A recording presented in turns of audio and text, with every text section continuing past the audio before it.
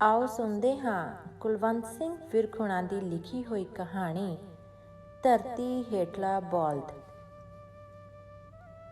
ਠੱਠੀ ਖਾਰਾ ਪਿੰਡ ਅੰਮ੍ਰਿਤਸਰ ਤੋਂ ਨੇੜੇ ਹੀ ਸੀ, ਪੱਕੀ ਸੜਕ ਤੇ ਜਿਸ ਮੌਜ ਵਿੱਚ ਮਾਨ ਸਿੰਘ ਜਾ ਰਿਹਾ ਸੀ ਉਸ ਵਿੱਚ ਤੇ ਦੂਰ ਦੇ ਪਿੰਡ ਵੀ ਨੇੜੇ ਹੀ ਲੱਗਦੇ ਨੇ। ਇਸ ਲਈ ਭਾਵੇਂ ਸ਼ਾਮ ਹੋ ਰਹੀ ਸੀ ਤੇ ਟਾਂਗੇ ਦੇ ਥੱਕੇ ਹੋਏ ਘੋੜੇ ਦੀ ਟਾਪ ਵੀ ਮੱਠੀ ਹੋ ਰਹੀ ਸੀ, ਉਸਨੂੰ ਕੋਈ ਚਿੰਤਾ ਨਹੀਂ ਸੀ। ਮਾਨ ਸਿੰਘ ਛੁੱਟੀ ਤੇ ਆਇਆ ਹੋਇਆ ਇੱਕ ਫੌਜੀ ਸੀ। ਠੱਠੀ ਖਾਰਾ ਉਸਦੇ ਯਾਰ ਕਰਮ ਸਿੰਘ ਦਾ ਪਿੰਡ ਸੀ। ਜਿੰਨੀਆਂ ਗੂੜ੍ਹੀਆਂ ਯਾਰੀਆਂ ਫੌਜ ਵਿੱਚ ਲੱਗਦੀਆਂ ਨੇ, ਹੋਰ ਕਿਤੇ ਨਹੀਂ ਲੱਗਦੀਆਂ। ਪਹਿਲਾਂ ਤਾਂ ਉਹ ਦੋਵੇਂ ਆਪਣੇ ਰੈਜੀਮੈਂਟਲ ਸੈਂਟਰ ਵਿੱਚ ਇਕੱਠੇ ਰਹੇ ਤੇ ਹੁਣ ਇੱਕ ਬਟਾਲੀਅਨ ਵਿੱਚ ਬਰਮਾ ਫਰੰਟ ਤੇ ਲੜ ਰਹੇ ਸਨ। ਕਰਮ ਸਿੰਘ ਪਹਿਲਾਂ ਦਾ ਭਰਤੀ ਸੀ ਤੇ ਹੁਣ ਹੌਲਦਾਰੀ ਕਰਦਾ ਸੀ, ਪਰ ਮਾਨ ਸਿੰਘ ਅਜੇ ਮਸਾਂ ਨਾਇਕੀ ਤੱਕ ਹੀ ਅੱਪੜਿਆ ਸੀ। ਕਰਮ ਸਿੰਘ ਬਾਰੇ ਇੱਕ ਖਾਸ ਗੱਲ ਇਹ ਸੀ ਕਿ ਉਸਦੀ ਜੀਭ ਵਿੱਚ ਬੜਾ ਰਸ ਸੀ।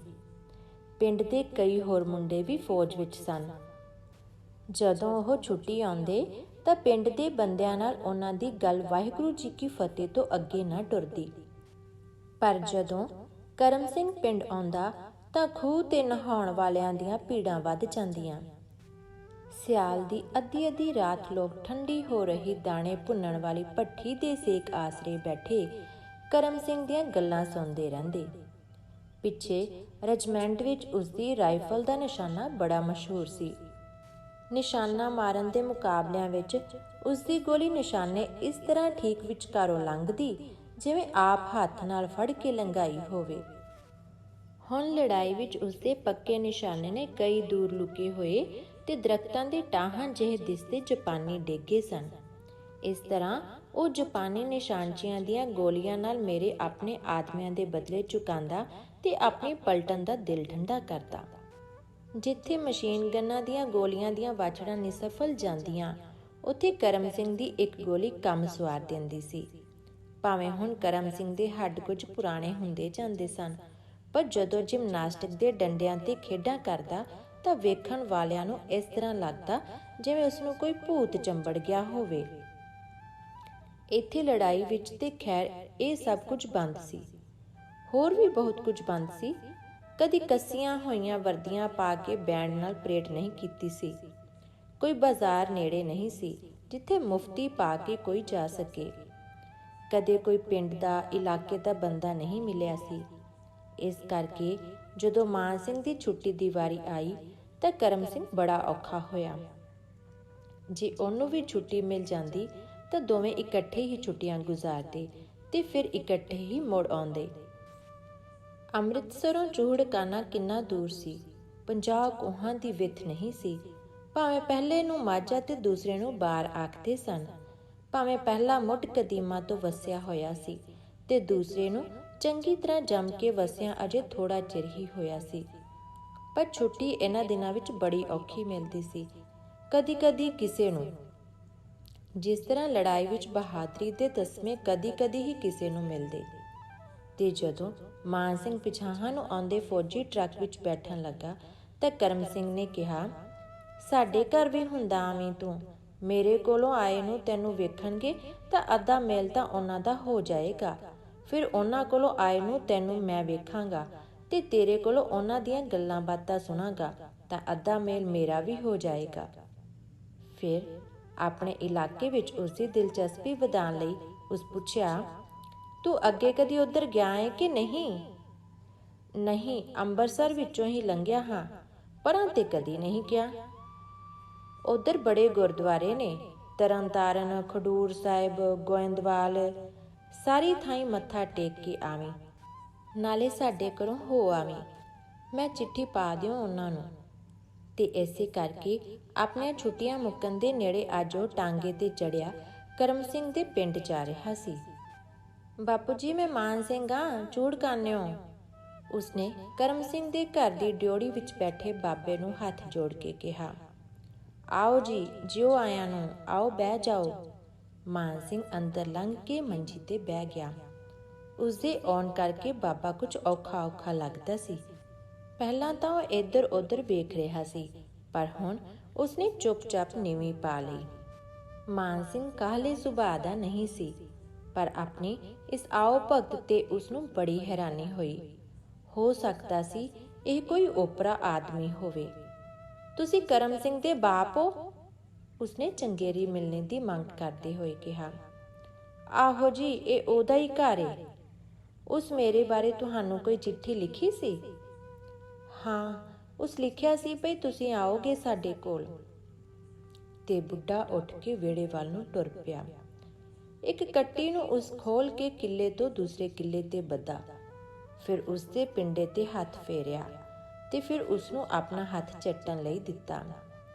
ਫਿਰ ਅੰਦਰ ਜਾ ਕੇ ਮਾਨ ਸਿੰਘ ਦੇ ਆਉਣ ਦਾ ਪਤਾ ਦਿੱਤਾ ਤੇ ਚਾਹ ਲਿਆਉਣ ਲਈ ਆਖਿਆ, ਤੇ ਜਿਸ ਤਰ੍ਹਾਂ ਮੁੜ ਕੇ ਡਿਓੜੀ ਵਿੱਚ ਆਉਣ ਤੋਂ ਡਰਦਾ ਹੋਵੇ। ਉਹ ਫਿਰ ਵਿਹੜੇ ਵਿੱਚ ਬੱਧੀ ਘੋੜੀ ਕੋਲ ਖਲੋ ਗਿਆ। ਉਸਦੇ ਅੱਗੇ ਪਈ ਤੂੜੀ ਨੂੰ ਹਿਲਾਇਆ, ਹੋਰ ਛੋਲੇ ਲਿਆ ਕੇ ਵਿੱਚ ਪਾਏ ਤੇ ਅਖੀਰ ਮੁੜ ਕੇ ਡਿਓੜੀ ਵਿੱਚ ਆ ਗਿਆ।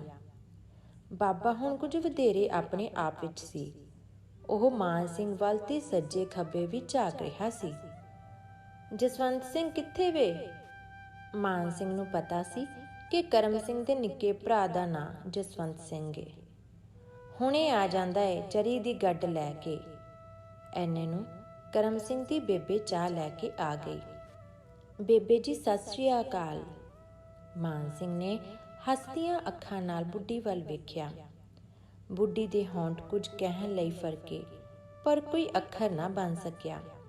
ਮਾਨ ਸਿੰਘ ਨੇ ਚਾਹ ਵਾਲੀ ਗੜਵੀ ਤੇ ਕੌਲੀ ਉਸਦੇ ਹੱਥੋਂ ਫੜ ਲਈ ਤੇ ਉਹ ਵਾਪਸ ਚਲੀ ਗਈ। ਇਹ ਮਰਜ਼ੈਲ ਕਿਸ ਤਰ੍ਹਾਂ ਦੇ ਆਦਮੀ ਨੇ? ਮਾਨ ਸਿੰਘ ਹੈਰਾਨ ਹੋ ਰਿਹਾ ਸੀ। ਆਪਣੇ ਵਿੱਚ ਉਹ ਬੜਾ ਤੰਗ ਸੀ, ਪਰ ਹੁਣ ਇਹ ਘਰ ਆ ਕੇ ਵਾਪਸ ਥੋੜ੍ਹਾ ਜਾ ਸਕਦਾ ਸੀ।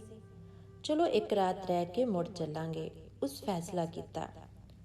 ਰਾਤ ਨੂੰ ਜਦੋਂ ਜਸਵੰਤ ਸਿੰਘ ਆਇਆ ਤਾਂ ਇਸ ਰੌਣਕ ਵਿੱਚ ਗੱਲਾਂ ਬਾਤਾਂ ਕੁਝ ਖੁੱਲ੍ਹੀਆਂ ਹੋਣ ਲੱਗੀਆਂ। ਬੜੀ ਮਸ਼ਹੂਰ ਹੋਈ ਏ ਗੋਲੀ ਕਰਮ ਸਿੰਘ ਦੀ ਉੱਥੇ ਬ੍ਰਹਮਾ ਦੀ ਲੜਾਈ ਵਿੱਚ। ਬਸ ਉਹਦੇ ਘੋੜਾ ਦੱਬਣ ਦੀ ਢੇਰ ਹੁੰਦੀ ਏ। ਅੱਖ ਦੇ ਫੋਰ ਵਿੱਚ ਇੱਕ ਜਾਪਾਨੀ ਹੇਠਾਂ ਲੇਟ ਜਾਂਦਾ ਏ। ਸਾਨੂੰ ਨਾਲ ਟੁਰਦਿਆਂ ਪਤਾ ਵੀ ਨਹੀਂ ਲੱਗਦਾ ਉਹ ਸਭ ਕਿੱਥੋਂ ਲਿਆ।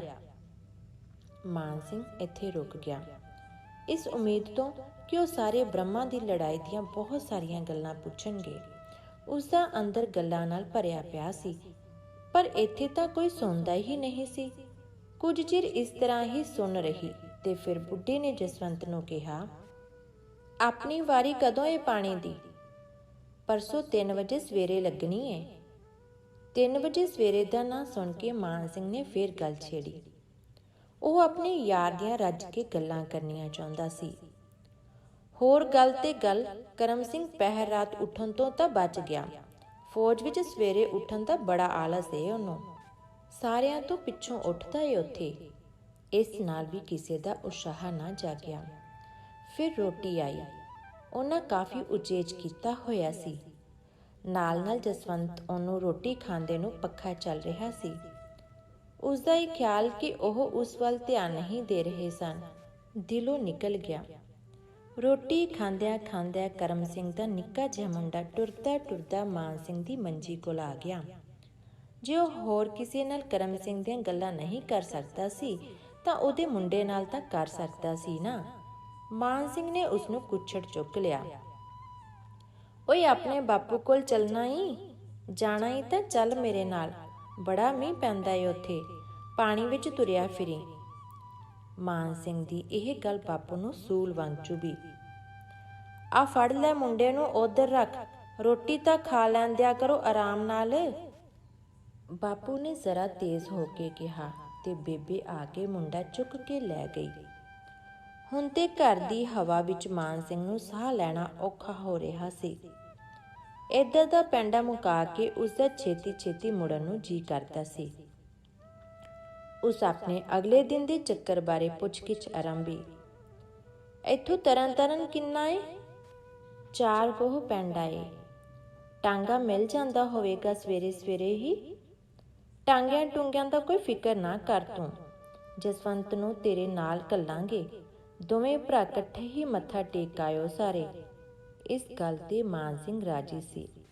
ਜਸਵੰਤ ਐਡਾ ਘੁੱਟਿਆ ਹੋਇਆ ਬੰਦਾ ਨਹੀਂ ਸੀ, ਪਰ ਮਾਨ ਸਿੰਘ ਦੇ ਨਾਲ ਟੁਰਦਿਆਂ ਤੇ ਉਹ ਵੀ ਕੁਝ ਘੁੱਟਿਆ ਹੀ ਗਿਆ। ਜਿਹੜੇ ਜਾਣੂ ਬੰਦੇ ਉਹਨੂੰ ਰਾਹ ਵਿੱਚ ਮਿਲਦੇ, ਉਹ ਉਹਨਾਂ ਨੂੰ ਦੂਰੋਂ ਹੀ ਫਤਿਹ ਬੁਲਾ ਕੇ ਅਗਾਹਾਂ ਟੁਰ ਪੈਂਦਾ। ਭਾਵੇਂ ਮਾਨ ਸਿੰਘ ਦਾ ਜੀ ਕਰਦਾ ਸੀ ਕਿ ਉਹ ਆਪ ਖਲੋ ਕੇ ਲੋਕਾਂ ਨਾਲ ਗੱਲਾਂ ਬਾਤਾਂ ਕਰੇ। ਉਸਨੇ ਕਿਹੜਾ ਰੋਜ਼-ਰੋਜ਼ ਇਸ ਪਾਸੇ ਆਉਣਾ ਸੀ। ਕਰਮ ਸਿੰਘ ਨੇ ਤਾਂ ਬੜਾ ਜਸ ਖੱਟਿਆ ਏ ਫੌਜ ਵਿੱਚ, ਤੂੰ ਕਿਉਂ ਨਾ ਫੌਜ ਵਿੱਚ ਗਿਆ? ਮਾਨ ਸਿੰਘ ਨੇ ਫਿਰ ਕਰਮ ਸਿੰਘ ਨੂੰ ਅੱਗੇ ਲੈ ਆਂਦਾ। ਜਸਵੰਤ ਇੱਕਦਮ ਇਕੱਠਾ ਹੋ ਗਿਆ, ਜਿਵੇਂ ਕੋਈ ਚੋਰੀ ਕਰਦਾ ਫੜਿਆ ਜਾਂਦਾ ਹੈ। ਕੁਝ ਠਹਿਰ ਕੇ ਉਸਨੇ ਕਿਹਾ, ਇੱਕ ਥੋੜਾ ਹੀ ਫੌਜ ਵਿੱਚ, ਚਰੀਆਂ ਕਮਾਦ ਕਿੱਡੇ ਕਿੱਡੇ ਹੋ ਗਏ ਨੇ ਆਪਣੇ ਵੱਲ। ਇੱਕ ਚਰੀ ਦੀ ਪੈਲੀ ਕੋਲੋਂ ਲੰਘਦਿਆਂ ਜਸਵੰਤ ਨੇ ਗੱਲ ਚਲਾਈ, ਬੰਦੇ ਬੰਦੇ ਜਿੱਡੇ ਖੜੇ ਨੇ। ਪਰ ਉਸਦਾ ਦਿਲ ਇਸ ਗੱਲ ਵਿੱਚ ਨਹੀਂ ਸੀ। ਉਹ ਤੇ ਆਪਣੇ ਯਾਰ ਦੀਆਂ ਗੱਲਾਂ ਕਰਨੀਆਂ ਚਾਹੁੰਦਾ ਸੀ। ਪਿੰਡ ਮੁੜ ਕੇ ਮਾਨ ਸਿੰਘ ਪਿਛਾਂਹ ਜਾਣ ਦੀਆਂ ਸਲਾਹਾਂ ਵਿੱਚ ਸੀ। ਅੰਮ੍ਰਿਤਸਰੋਂ ਰਾਤ ਦੀ ਗੱਡੀ ਚੜ੍ਹ ਕੇ ਉਹ ਸਵੇਰ ਵੇਲੇ ਫਿਰ ਪਿੰਡ ਅੱਪੜ ਸਕਦਾ ਸੀ। ਭਾਵੇਂ ਆਪੋ ਆਪਣੀ ਥਾਈਂ ਸਾਰਿਆਂ ਨੇ ਉਸ ਲਈ ਕਾਫੀ ਉਚੇਚ ਕੀਤੀ ਸੀ, ਪਰ ਉਸਨੂੰ ਇਸ ਫੇਰੇ ਦਾ ਉਮੀਦ ਤੋਂ ਬਹੁਤ ਘੱਟ ਸਵਾਦ ਆਇਆ ਸੀ। ਇਸ ਵੇਲੇ ਵੀ ਅੰਦਰ ਉਸ ਲਈ ਚਾਹ ਤਿਆਰ ਹੋ ਰਹੀ ਸੀ। ਡਿਓੜੀ ਵਿੱਚ ਉਹ ਇਕੱਲਾ ਹੀ ਸੀ। ਸਾਹਮਣੇ ਗਲੀ ਵਿੱਚ ਝੋਲਾ ਗਲ ਵਿੱਚ ਲਮਕਾਈ ਡਾਕੀਆ ਟੁਰਿਆ ਆਉਂਦਾ ਸੀ। ਪਹਿਲੋਂ ਤਾਂ ਇਸ ਤਰ੍ਹਾਂ ਲੱਗਾ ਜਿਵੇਂ ਉਹ ਟੁਰਦਾ ਟੁਰਦਾ ਸਿੱਧਾ ਹੀ ਅੱਗੇ ਲੰਘ ਜਾਵੇਗਾ, ਪਰ ਫਿਰ ਉਹ ਡਿਓੜੀ ਵਿੱਚ ਆ ਕੇ ਮੰਜੀ ਤੇ ਬੈਠ ਗਿਆ। ਕੀ ਲਿਆਇਓ? ਲਿਆਉਣਾ ਕੀ ਹੈ? ਆਹ ਪੈਨਸ਼ਨ ਆਈ ਏ ਵਿਚਾਰੇ ਕਰਮ ਸਿੰਘ ਦੀ। ਕਰਮ ਸਿੰਘ ਦੀ ਪੈਨਸ਼ਨ? ਕਰਮ ਸਿੰਘ ਮਾਰਿਆ ਗਿਆ? ਬਾਦਸ਼ਾਹੋ, ਸਾਰਾ ਇਲਾਕਾ ਤਰਾਸ ਪਿਆ ਕਰਦਾ ਏ, ਤੇ ਤੁਸੀਂ ਉਹਦੇ ਘਰ ਬੈਠੇ ਪੁੱਛਦੇ ਹੋ ਕਰਮ ਸਿੰਘ ਮਾਰਿਆ ਗਿਆ ਏ? ਚਿੱਠੀ ਆਇਆਂ ਤੇ ਅੱਜ 15 ਦਿਨ ਹੋ ਗਏ ਨੇ। 2 ਕੁ ਵਾਰ ਮਾਨ ਸਿੰਘ ਦਾ ਸਾਹ ਕਾਲਾ ਜਿਹਾ ਆਇਆ। ਸਿਰ ਤੇ ਨੱਕ ਤੋਂ ਉਤਲੇ ਹਿੱਸੇ ਦੀ ਇੱਕ ਮੁੱਠ ਜਿਹੀ ਮਿੱਟੀ ਗਈ ਤੇ ਫਿਰ ਅੱਖਾਂ ਰਾਹੀਂ ਪਾਣੀ ਨੁਚੜਨ ਨਾਲ ਢਿੱਲੀ ਹੋਣ ਲੱਗੀ।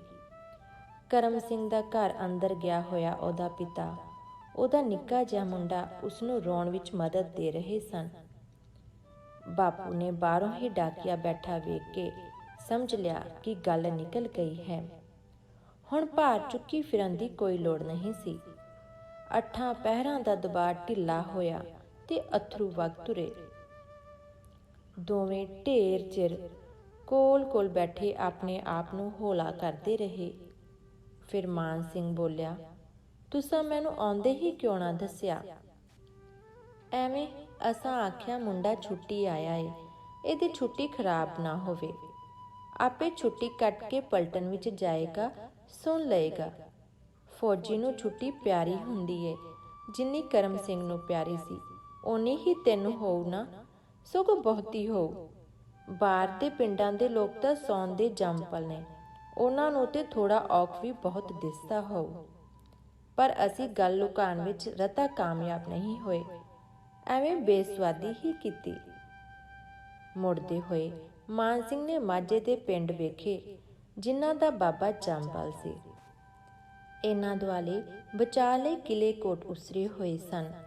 ਥਾਂ ਥਾਂ ਮੜੀਆਂ ਤੇ ਸਮਾਧਾਂ ਸਨ, ਜਿਹੜੀਆਂ ਪੀੜ੍ਹੀਆਂ ਵਿੱਚ ਇਹਨਾਂ ਲੋਕਾਂ ਦੀ ਭਾਰਤ ਤੇ ਧਾਵਾ ਕਰਨ ਵਾਲਿਆਂ ਨਾਲ ਲੜਨ ਮਰਨ ਦੀਆਂ ਕਹਾਣੀਆਂ ਦੱਸਦੀਆਂ ਸਨ। ਐਸੇ ਕਰਕੇ ਬਾਬੇ ਦੀ ਸਹਿਣ ਸ਼ਕਤੀ ਇੰਨੀ ਵਧੀ ਹੋਈ ਸੀ। ਉਹ ਦੂਜਿਆਂ ਨੂੰ ਹੌਲਾ ਰੱਖਣ ਲਈ ਆਪ ਹੋਰ ਭਾਰ ਚੁੱਕਣਾ ਚਾਹੁੰਦਾ ਸੀ। ਮਾਨ ਸਿੰਘ ਨੇ ਸੁਣਿਆ ਹੋਇਆ ਸੀ ਕਿ ਇੱਕ ਧੌਲ ਹੈ ਜੋ ਆਪਣੇ ਸਿਰਾਂ ਤੇ ਸਾਰੀ ਧਰਤੀ ਦਾ ਭਾਰ ਚੁੱਕ ਕੇ ਖੜਾ ਰਹਿੰਦਾ ਹੈ। ਉਸਨੂੰ ਇਸ ਤਰ੍ਹਾਂ ਲੱਗਾ ਜਿਵੇਂ ਕਰਮ ਸਿੰਘ ਦਾ ਪਿਤਾ ਹੀ ਉਹ ਧੌਲ ਸੀ, ਜਿਹੜਾ ਭਾਰ ਥੱਲੇ ਦੱਬਿਆ ਹੋਣ ਪਿੱਛੋਂ ਵੀ ਲੋਕਾਂ ਦਾ ਭਾਰ ਚੁੱਕਣਾ ਚਾਹੁੰਦਾ ਸੀ। ਧੰਨਵਾਦ।